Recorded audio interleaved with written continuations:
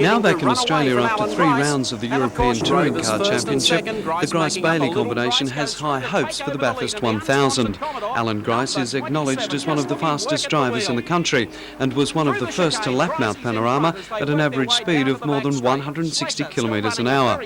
Graham Bailey, with Bathurst class wins under his belt, is far from being a slouch behind the wheel. The pair's success in Europe this year was followed up last weekend by a third in the Sandown 500 with their Chickadee Commodore, a car that they say will slash 6 to 7 seconds off the average lap time for Mount Panorama. Meeting in Gosford today, both men were confident of a top performance over the October long weekend.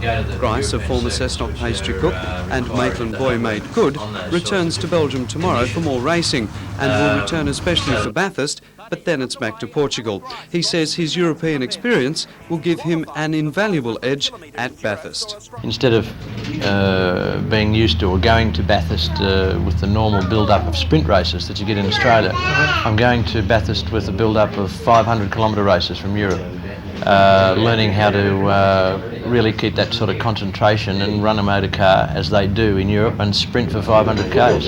That's the way they do it, and I think there'll be a big help for us at Bathurst. Bailey, the Central Coast chicken man, says he's delighted to be driving with Grice, and particularly in a car he says is hard to fault. The Chickadee Commodore has been built by the Roadways racing crew in Melbourne, and they've had a lot of experience building very competitive Commodores. And after our run at Sandown last weekend, we feel that we've proved that the car is a super competitive car and can run with the deal team cars.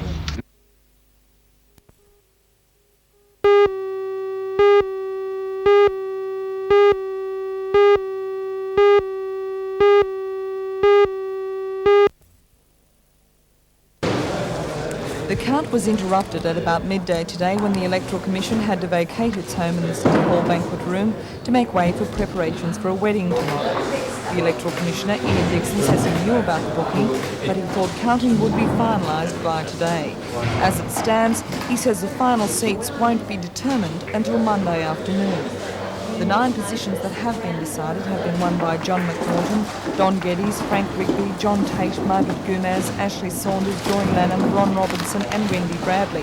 That makes 4 from the Labor Party, 2 from the Citizens Group, 2 independents and 1 from the Liberal Party. If the current trends continue, the 3 remaining seats will probably go to Independent Vic Bell, Labor Party member Dennis Nichols and Peter Wilson from the Liberal Party.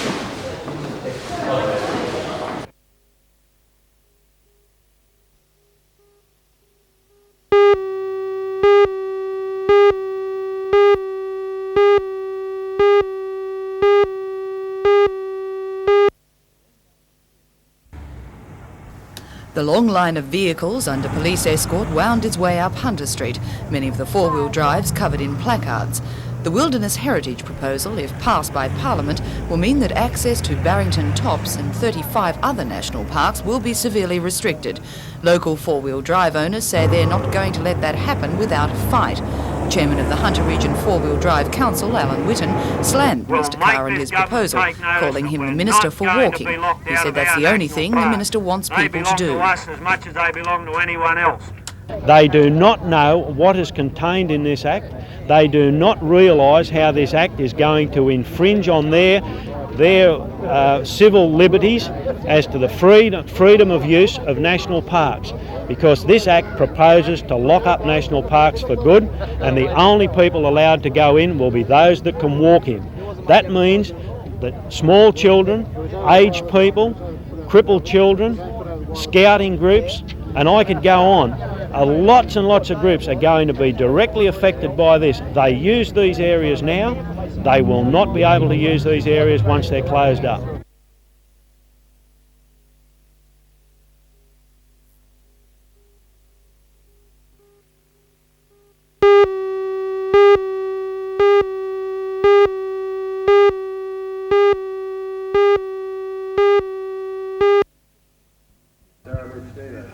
The drag meet was postponed from last weekend when bad weather and rough conditions washed out any chance of competition. But it was a different story for spectators and the 15 high-powered boats that lined up on the Williams River today. The drag boats are raced in different divisions. ranging from small block ski models to blown alcohol hydros. It can be an expensive hobby. Some of the boats are valued at more than $80,000. With speeds reaching up to 280 kilometres an hour over a 400-metre sprint, there's no room for mistakes. Today's round was the second in a series of 7, leading up to next year's national titles in April.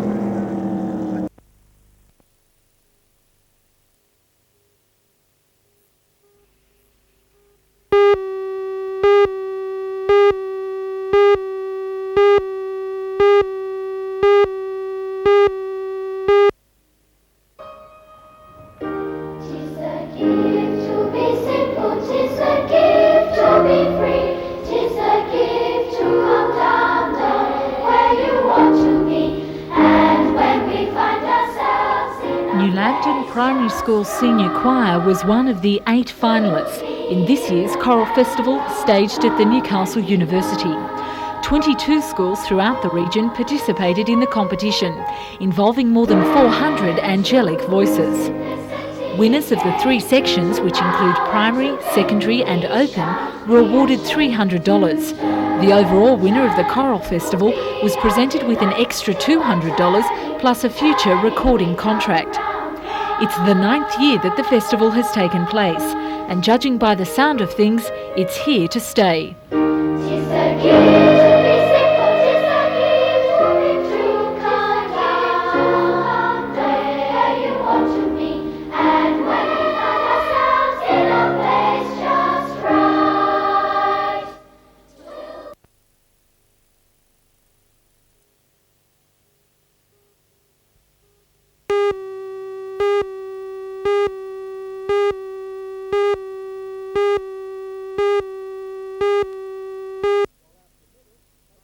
While out in the middle, basking in brilliant spring sunshine, a capacity crowd was entertained by a lively and tough match which showed up the mastery of the Bulldogs and particularly the magic between Mortimer and Langmack. Here now are some of the best tries. Langmack goes in for the easiest of tries. The Bulldogs were beginning to methodically carve up the plane, whose defence around the rush was in front 9-4. The kick across the ground, pressure, it's a try! Canterbury in front 15-4 at the break. Mortimer, he's over! And Dunn gets a ball back inside for Lamb. What a great try! He's running hard. Sigsworth won't catch him. Jack has run around him and gone on to score. As the minutes ticked by, the Bulldogs' intensity faded. They'd run up the points when it mattered. Balmain hadn't. The only good news out of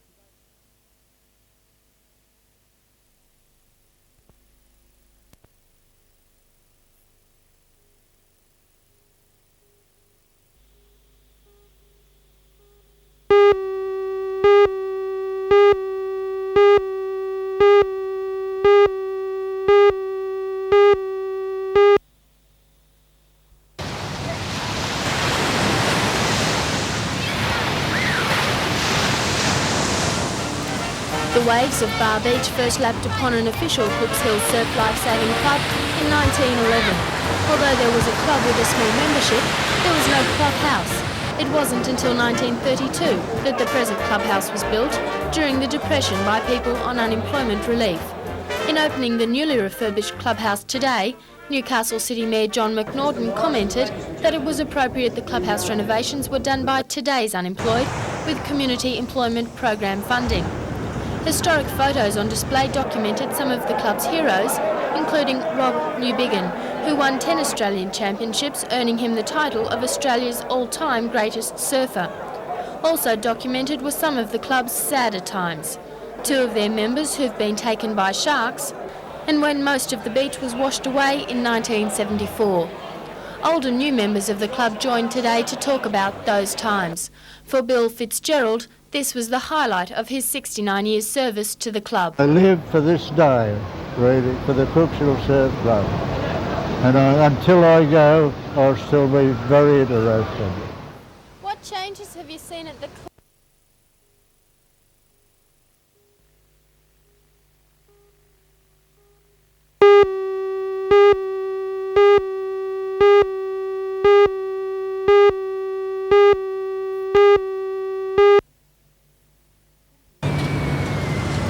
Vehicles, a Holden Falcon utility collided head-on on a blind corner of Warners Bay Road between Charlestown and Mount Hutton.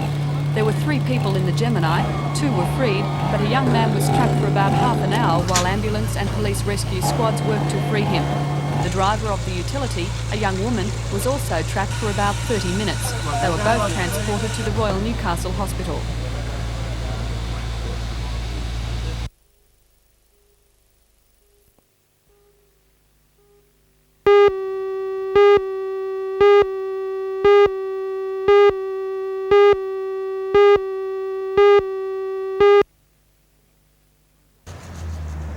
To towns like Dungog, the timber industry is a key part of its economy.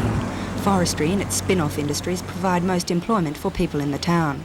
Its economy and that of Gloucester is now in serious jeopardy because of the controversial new Wilderness Act, which seeks to expand the Barrington Tops National Park by 22,000 hectares. Logging would be prohibited in the national park, so the transfer of land from state forest control to the national park would virtually sound the death knell to the timber industry in the area.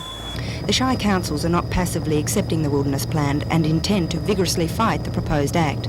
Representatives from 4 Upper Hunter Shire councils met in Dungog today to consider what to do. Dungog and Gloucester Shire councils put the finishing touches to a submission to the state government, which strongly opposes the draft act. In a nutshell, the submission says that the act would have a disastrous effect on employment and the economy of both shires. Councillors estimate that if implemented, the act would cost more than 500 jobs. According to Dungog Shire President Doug Shelton, the Wilderness Working Party failed to examine the human, social and economic impact of the proposal. He called for a 3-month extension to the time given for comment so that the full ramifications of the proposal could be brought out. We'll virtually close down the whole of the logging operations within our areas. Does that mean that towns like Dungog would become ghost towns? That's a real possibility because they depend so much upon that industry for their survival, for their economic gain.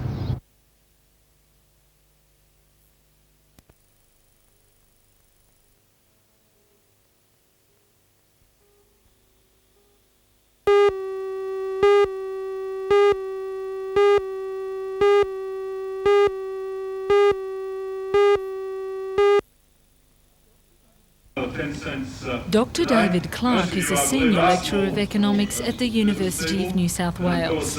He also writes regular editorials for the Australian and the Financial Review, with the recent budget being a topical subject. Dr. Clark says the Treasurer's budget wasn't tough enough and failed to bite the bullet.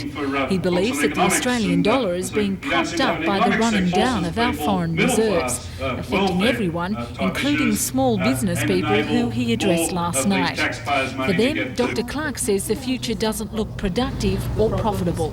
Well, the first thing must be the main impact on small business is the effect on interest rates. Because the budget was not tough enough and because they're in fact fiddling the deficit, this will mean that interest rates will not come down over at least the next 6 to 9 months, and this will put further pressure on small businessmen of all kinds.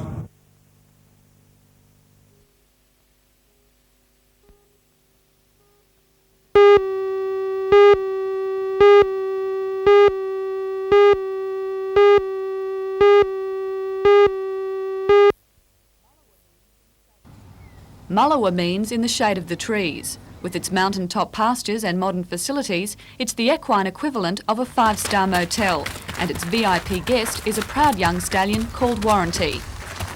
Warranty is a stallion which we've been searching for an animal of his stature for the last 4 years. A glance at Warranty's parentage and the fuss is understandable. He was sired by Aladdin, the US national champion stallion. With a syndicated value of $20 million, Aladdin is the most valuable Arabian horse in the world. His dam is the property of the Polish state government. She was leased to an American stud, and Warranty is the breathtaking result. At 4 years, he's conservatively valued at $500,000. Warranty has been leased from the States for a 3-year period.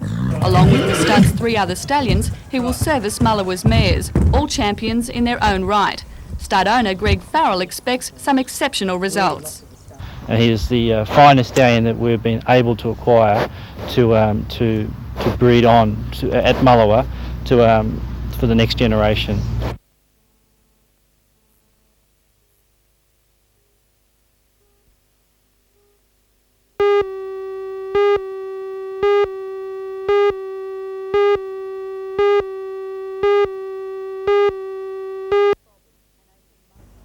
Meet Bobby, an 18-month-old Corgi Cross.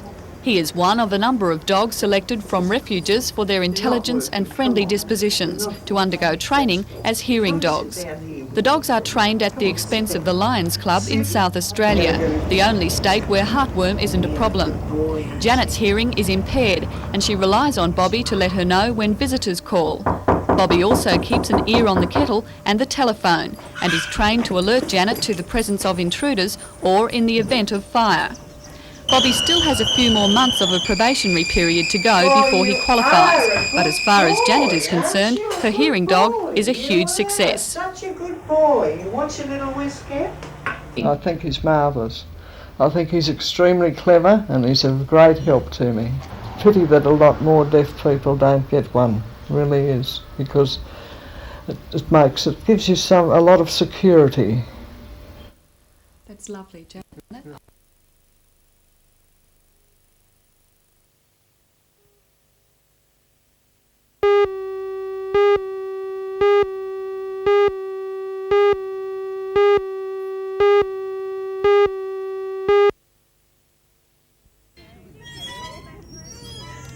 A new broom is sweeping through Arrowfield Winery, and first out the door is over 100,000 bottles of old stock at bargain prices. Lured by the price tags of between $1 and $3 a bottle, people began queuing at the winery doors at opening time this morning. By lunchtime, 2 of the wine varieties were sold out and the crowd was growing. Winemaker Simon Gilbert says Arrowfield is moving into a new era of producing only premium quality wines, and this is the last time people will be able to pick up their stock at such prices. As you're aware, we were recently taken over by Australian Racing and Breeding Stables. That was taken effect some week and a half, 2 weeks ago, and due to that we have a lot of stock dating back to 1979, 1980 in bottle, which we wish to clear out. And what do you think the reaction of the other vignerons in the valley will be to this sale? The reaction of other vignerons and winemakers, I guess all I can say is that competition's fair competition. They would say it's akin to wine dumping. Would you agree with that? Not at all. For the consumer, the sale is simply a chance to stock the cellar with a few well-earned bargains. It's been a long queue. I think I've been here 3 hours now, but it's worth it. Bought quite a few bottles. I think everyone else is as well.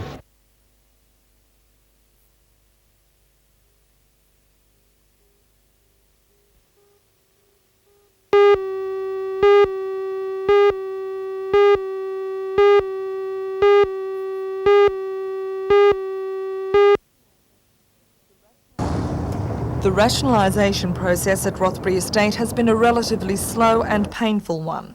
Hectares of vines have had to be pulled out, and the board of the company has had to change its approach to marketing. Now Rothbury makes only premium wines, and today, in the presence of leading Sydney restaurateurs, the chairman of the board, Len Evans, announced the release of 3 wines onto the national market. The Hunter Chardonnay, Cara Chardonnay and the Hunter Hermitage will be distributed around the country by Rhine-Castle Cellars, a subsidiary of Thomas Hardy Wines. What we're doing now is really getting to a wider public. I mean, the enthusiasts for Hunter wine, the enthusiasts for dealing directly with a winery have always been alongside us. What we're doing now is putting our products, I suppose, in a if you like, in a wine nest in Bullamakanka, and so the rather casual person can pick it up and say, well, look, this looks interesting, let's try that. Gourmet delights were also the order of the day at Spears Point Park for the Lake Macquarie City Council's annual Food and Wine Frolic. 5 restaurants and 2 vineyards were represented to give the public an opportunity to sample their wares. But the day wasn't just for the culinary enjoyment of patrons. It was also a fundraising event for the Lions Club, who received 10% of the takings.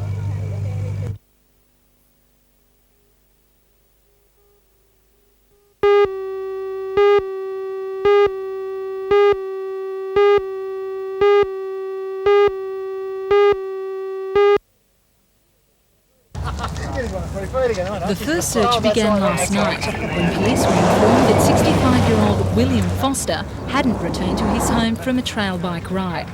An extensive search involving rescue squads, Polair, fire brigades including bush units, ambulance and police trail bikes set off early this morning.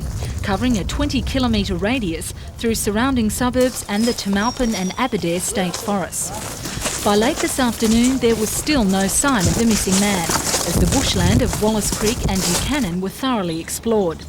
Police believe he may be suffering from exposure, as he was only wearing shorts and a shirt and suffers from angina. Police say the missing man is known to make regular bush expeditions. They say his disappearance is described as out of the ordinary, and they're not ruling out the possibility that he may be trapped in one of the abandoned mine shafts of the coalfields area. It takes time to search those type of areas. We have our rescue squad personnel and also the volunteer rescue squad personnel that are experienced in that type of searching, but it does take time. I would presume if he was down lying injured or even fatally injured on the ground, we would have seen him at this stage, so it's reasonable to suppose that he could have gone down a shaft somewhere, yes.